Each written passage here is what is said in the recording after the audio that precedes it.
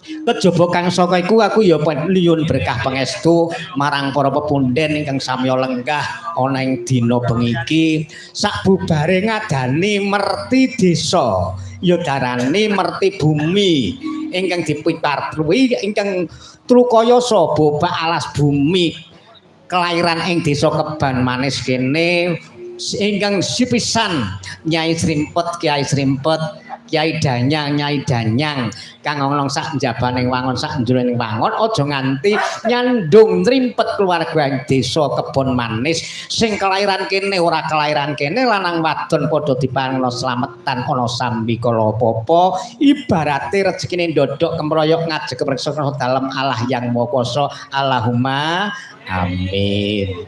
Wah seneng aku nok nang kene digelak nggawa wayang sak kumplite, digelarke panggung sak sone.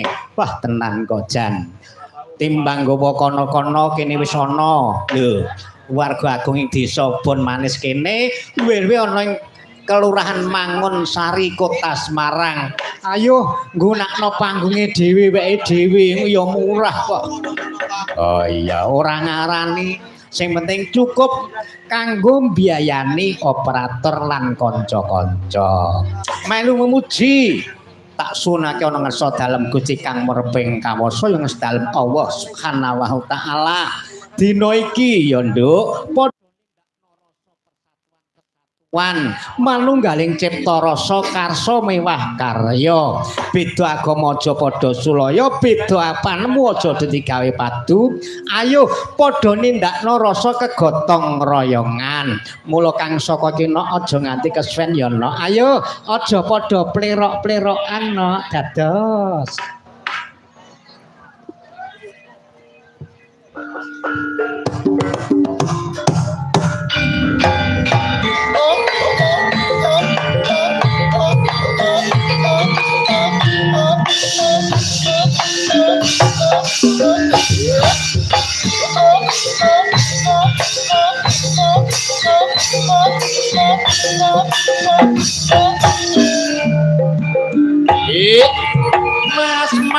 Mas aja ditero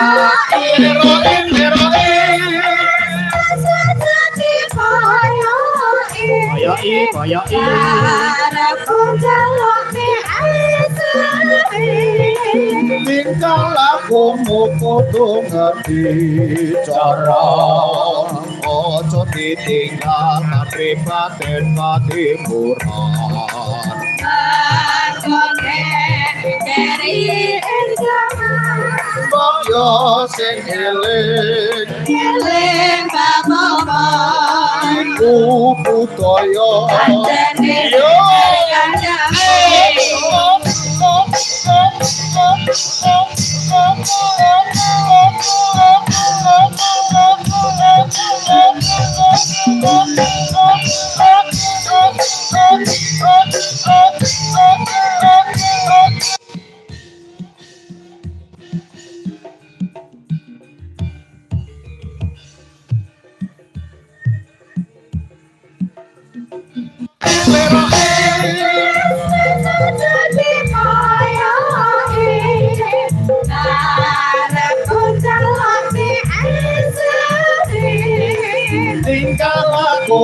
kudu ngerti cara ojo ditinggal tapi batin tapi kurang bakope keri enjaman boyo sing eling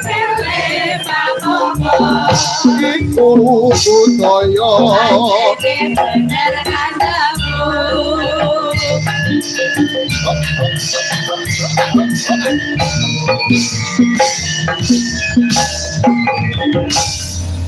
ora keparang nunggu sik, ora keparang nunggu sik. Ya.